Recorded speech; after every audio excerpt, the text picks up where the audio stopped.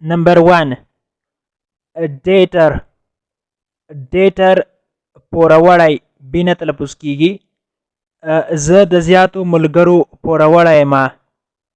I am dater from most of my friends. I am dater from most of my friends. Casualty. Casualty مرګ ژوبله. دوی زیاته مرګ ژوبله لرله. They had lots of casualty. They had lots of casualty. Hold on. Hold on صبر کول یا انتظار کوله. ته باید 2 دقیقې صبر وکړې یا انتظار وکړې. You must hold on 2 minutes. You must hold on 2 minutes. Optional prayer. Optional prayer نفل مونځ یا نفل. زه کله کله نفل مونځ کوم. I offer optional prayer of in honor. I offer optional prayer of in honor. زه کله کله د نفل مونځ کوم. of in on معنی ده کله نه کله. How often ساعت تیروله. How often ساعت تیروله. راځئ ملګرو ساعت تیر کړو. Let's have a fun buddies. Let's have a fun buddies. راځئ ملګرو ساعت تیر کړو یا خوند واخلو. buddies ویل کېږي ملګري. Bombard.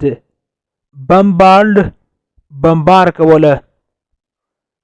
د ځواکونو ټول ښار بمبار کړه. The troops bombarded the entire city. The troops bombarded the entire city. Troops ویل کېږي ځواکونه. Bombard بمباروله. Entire معنا ده ټول. city ویل کېږي ښار ته. Cross. Cross د کراس معنا ده تیریدله. لکه د یو ځای څخه بل ځای ته تیریدل. لکه په سړک تیریدل. دې ته ملګرو ویل کېږي کراس په انګلیسي کې. په سړک باندې دلته په سړک باندې مه تیریږه. دلته یعنې په سړک باندې مه وړه یا مه تیریږه. Don't cross on the road here. Don't cross on the road here.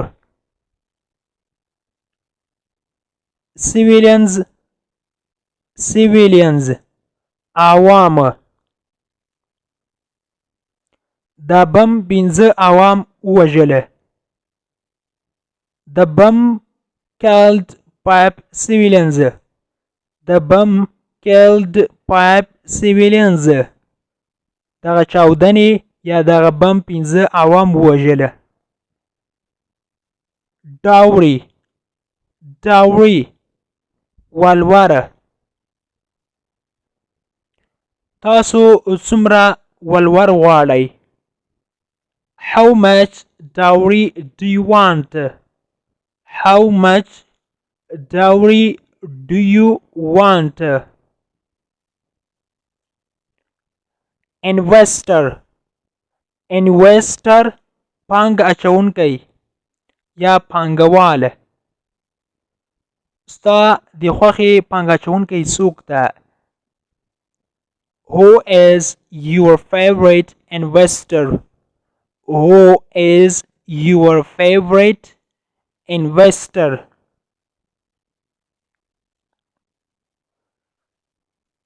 Innocent بېګناه.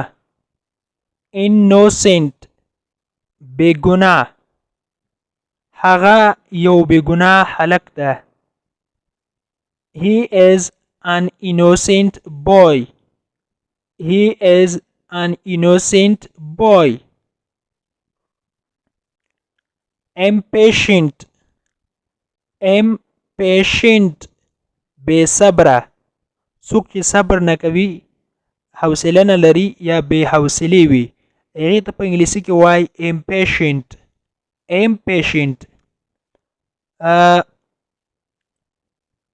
بې صبره کېږه ما یا بې حوصلې کېږه ما نو په انګلیسي کې به وایو don't be impatient don't be impatient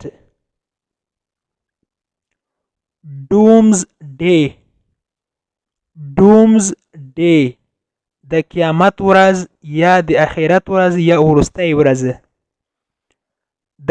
د قیامت د ورځې لپاره ځان تیار کړه ځان آماده کړه prepare yourself for doomsday prepare yourself for doomsday diplomatic سیاسی په سیاسي موضوعاتو کې مداخله مکوه don't interfere in diplomatic issues don't interfere in diplomatic issues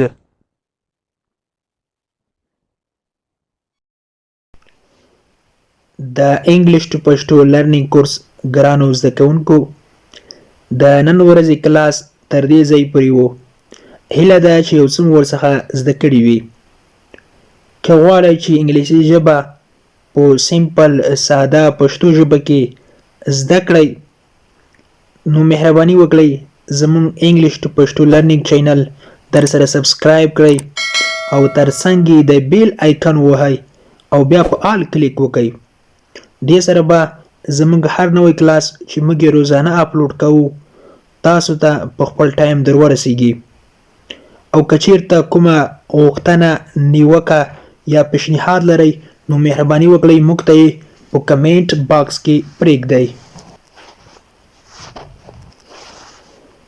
تر بیا چې زه حاضرېږم تر هغې مو په پاک رب سپارم هر چیرې چې یاست الله مو مل شه Thank you so much for watching.